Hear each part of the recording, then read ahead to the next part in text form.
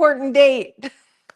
So when you're a two-person team, I was on a sales call that ran over a little bit late, and then the good old technical difficulties trying to go live.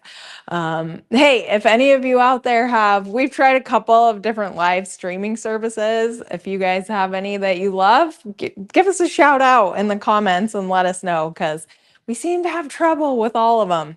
Anyway, let's get on to the actual topic, which is what about all of those silent followers? So, we like to joke around here that there are a lot of lurkers online. So, people that are seeing your content, but they are not interacting that you're aware of. So, they're not liking, they're not commenting, they're not responding, they don't reply to your emails, but they are being seen. So it's still good to share some like good, juicy tidbits. Some of the topics that we say are to inspire, educate, or entertain. So I know for us, our emails have a little meme. We usually like to put some kind of joke in there. Of course, we take you and your business seriously, but I think we could all use a little bit more fun and we like to make fun of ourselves and marketing.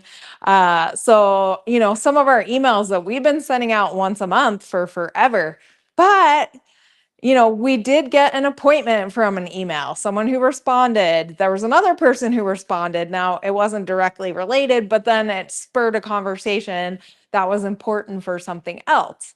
I've seen people, we live in a small town here in Coeur d'Alene. And so I know people see our social media or mine and will comment or say something in person, even though they never actually did anything online, which I've done it too. I know I'm not necessarily I do my best to like things so that people are out there and comment if they're really asking for something or sharing something really important. But anyway, and so what are some of the keys to doing this? Because I was even talking to a business owner yesterday, and she's doing a lot more with her social media and regular communication.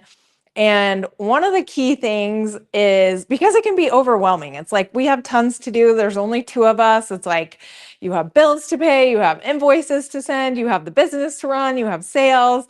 And then on top of it, you got to keep communicating with people. So, how can you do that more easily? Like, one of the biggest tricks that we have is batch and schedule.